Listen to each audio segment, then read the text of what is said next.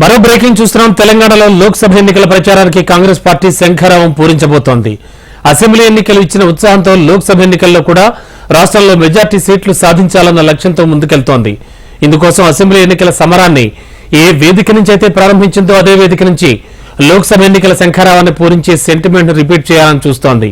హైదరాబాద్ శివార్లోని తుక్కుగూడలో జనజాతర పేరుతో భారీ బహిరంగ సభ నిర్వహించబోతోంది. సీఎం రేవంత్ రెడ్డి అధ్యక్షతన జరిగే ఈ సభకు ఏఐసీసీ చీఫ్ మల్లికార్జున ఖర్గే, కాంగ్రెస్ ముఖ్య నేతలు రాహుల్ గాంధీ, ప్రియాంక గాంధీ హాజరు కానున్నారు. ఇక తుక్కుగూడలో జరిగే జనజాతర సభకు ఇప్పటికే ఏర్పాట్లు పూర్తయ్యాయి. 60 ఎకరాల విశాలమైన మైదానంలో సభ జరగనుంది.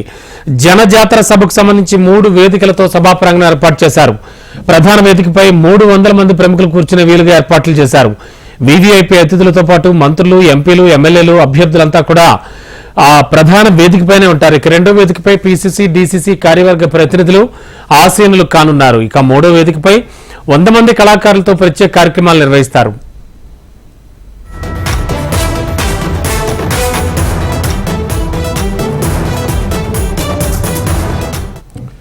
అసెంబ్లీ ఎన్నికల విజయ పరంపరను కొనసాగిస్తూ త్వరలో జరగనున్న సార్వత్రిక ఎన్నికల్లో కూడా ఘన విజయం సాధించడమే లక్ష్యంగా ముందుకు సాగుతున్న తెలంగాణ కాంగ్రెస్ లో కొత్త జోష్ కనిపిస్తోంది. ఆదిలాబాద్ మొదలు అలంపూర్ వరకు, జహీరాబాద్ నుంచి భద్రాచలం వరకు అన్ని గ్రామాలు, పట్టణాలు, నగరాల నుంచి ప్రజలను పెద్ద ఎత్తున తరలించడానికి ఏర్పాట్లు చేస్తున్నారు. కనీసం 10 లక్షల మంది జనజాతరకు హాజరవుతారని కాంగ్రెస్ పార్టీ అంచనా వేస్తోంది. మంత్రులు, ఎమ్మెల్యేలు, పార్లమెంట్ ఇన్ఛార్జీలు, డీసీసీ అధ్యక్షులు, కాంగ్రెస్ ఎంపీ అభ్యర్థులకు జన సమీకరణ బాధ్యతలు అప్పగించింది పార్టీ. ఇక ఇప్పటికే CM Revanth Reddy, deputy CM Bhatti Vikramarka సభా ప్రాంగణాన్ని సందర్శించి ఏర్పాట్లు పరిశీలించారు. ఎంత పెద్ద మొత్తంలో ప్రజలు తరలి వచ్చినా ఎటువంటి లోటుపాట్లు జరగదని అధికారులకు ఆదేశాలు జారీ చేశారు. మేనిఫెస్టో విడుదలతో పాటు దేశం మొత్తం జనజాతర సభ వైపు చూసేలా ఉంటుందన్నారు. 1-2 సీట్లకు మినహా అన్ని స్థానాలకు ఎంపీ అభ్యర్థులను ప్రకటించడంతో తుక్కుగూడ సభతో ప్రచార పర్వాన్ని ప్రారంభించబోతున్నారు.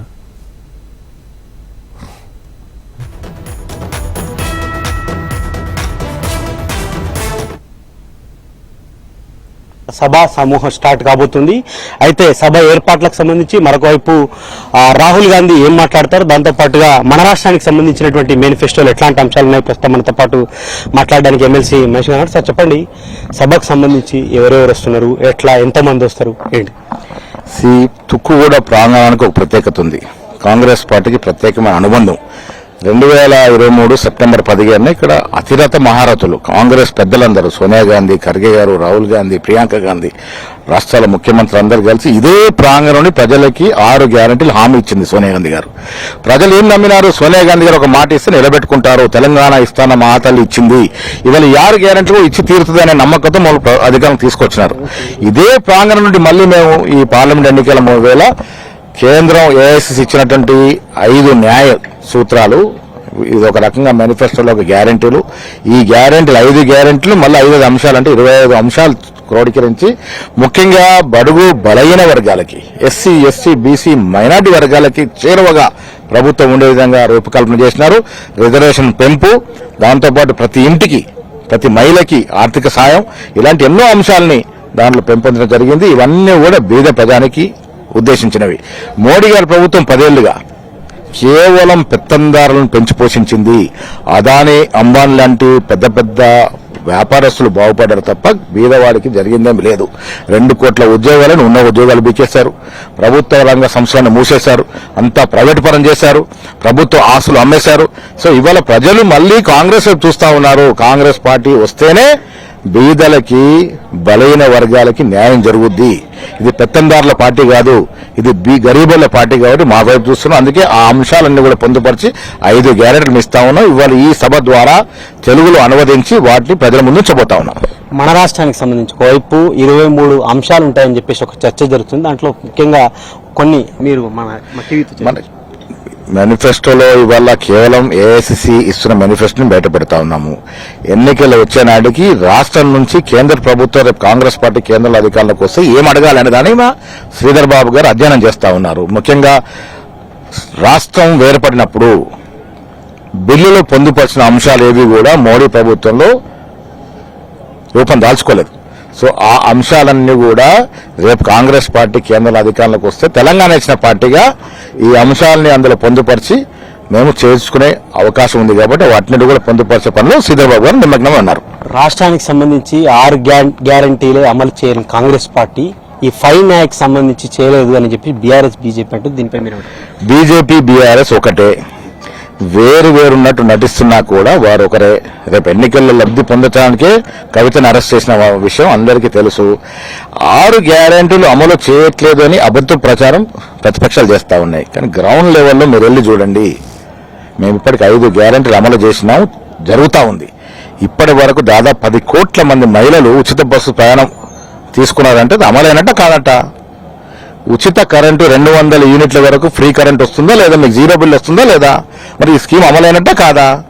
రైతులకి 95% రైతులకి రుణమాఫీ పడింది 5 ఎకరాల వరకు, మిగతా తర్వాత వేస్తాము. ఇది అమలైనట్ట కాదా? ఇప్పుడు మీలాగా ప్రాజెక్టుల పేరిట భూముల పేరిట ప్రజా దోపిడీ జరగట్లేదు. న్యాయంగా, సమర్థవంతంగా, నీతిగా, నిజాయితీగా పాలన జరుగుతూ ఉంది రేవంత్ రెడ్డి గారి అధ్యక్షతన. సో అవి గ్రహించుకోవాల్సిన ప్రజలు విజ్ఞప్తి చేస్తా ఉన్నాం. ఇప్పుడు మీరు అంటున్నారు కాంగ్రెస్ వచ్చిన తర్వాత అన్ని గ్యారెంటీలు అమలు చేసినాడు, కాంగ్రెస్ వచ్చింది కరువు తెచ్చింది అని చెప్పి బీఆర్ఎస్ బీజేపీ రైతులకు మద్దతుగా మేము ధర్నాలు చేస్తున్నాం, రైతుల సమస్యలు ఎక్కడుంటే నేను గద్దరాగా వాళ్తాను కేసీఆర్ అంటున్నారు. రైతుల కోసం పోతే ఎంతమంది వచ్చారో చూసాం. కేసీఆర్ గారు 10 ఏళ్ళు ముఖ్యమంత్రి చేశారు కదా, ఏం వెలగబెట్టి రైతులకు తెలియదా? కరువు అనేది భగవంతుడి యొక్క కృప. మీ ప్రభుత్వం ఉన్నప్పుడే కరువు మొదలైంది, అది ఇవాళ తురిజంకి వచ్చింది. ఎంత సమర్థవంతంగా ఎదుర్కొంటామనేది ప్రధాన సమస్య. కరువు అనేది భగవంతుడు ఎప్పుడు ఇస్తే అప్పుడు వస్తుంది, భగవంతుడి దయ వల్లే కరువు పోతుంది కూడా. కానీ ఇక్కడ ప్రభుత్వం దాన్ని ఎంత సమర్థవంతంగా ఎదుర్కొంటుందనే ఇంపార్టెంట్. ఇవాళ కరువును ఎంత సమర్థవంతంగా ఎదుర్కొంటే మాకు తెలుసు, మీకు తెలుసు. సో వీళ్ళు ప్రచారం చేసి రైతుల దగ్గరికి వెళ్ళి వరి చేత పట్టుకొని నాటకాలు ఆడితే నమ్మే పరిస్థితులు లేరు. కేసీఆర్ గారి ఈ డ్రామాలు అర్థం చేసుకుని నేను ఇంటికి కూర్చోబెట్టారు. 90 సీట్ల నుంచి 30 సీట్లకు తెచ్చినారు. నీ పరిస్థితి ఇప్పుడు పార్లమెంట్ ఎన్నికల తర్వాత నీ పరిస్థితి తెలుస్తుంది. నాకు తెలిసి టీఆర్ఎస్ లో తండ్రి కొడుకులు తప్ప ఎవ్వరు మిగిలరు. తుదకి హరీష్ రావు, కవిత కూడా ఏదో ఒక పార్టీలో చేరతారు తప్ప కేసీఆర్ తో ఉండే పరిస్థితి లేదు. ఈ మేనిఫెస్టో ద్వారా ఇప్పుడు మీరు మేనిఫెస్టో ప్రకటనతో పాటుగా జాయినింగ్స్ ఏమైనా ఉంటాయా, ఎట్లా ఏం చెప్తారు? జాయినింగ్స్ కి ఈ సభకి సంబంధం లేదు. నాకు తెలిసినంత వరకు ఇది ప్యూర్లీ మేనిఫెస్టో ప్రకటన, రాహుల్ గాంధీ గారి ప్రసంగం మీదనే మా ధ్యాస అంతా. ఇది ఏదైతే ఒకవైపు అసెంబ్లీ ఎన్నికల ముందు తుక్కుగూడ నుంచే మేము అప్పుడున్నటువంటి 6 గ్యారంటీలకు సంబంధించినటువంటి ప్రకటన చేశాం. ఇప్పుడు కూడా దేశవ్యాప్తంగా పార్లమెంట్ ఎన్నికల ముందే ఈ 5 న్యాయ సూత్రాలకు సంబంధించి విడుదల చేస్తున్నాం. ఆ రోజు అసెంబ్లీ ఎన్నికల్లో ఎట్లయితే విజయం సాధించామో ఇప్పుడు పార్లమెంట్ ఎన్నికల్లో కూడా విజయం సాధిస్తామని చెప్పేసి మహేష్ కుమార్ గౌడ్ ఎమ్మెల్సీ చెప్తున్నారు. కెమెరామెన్ రాజుతో ప్రేమ్, తుక్కుగూడ.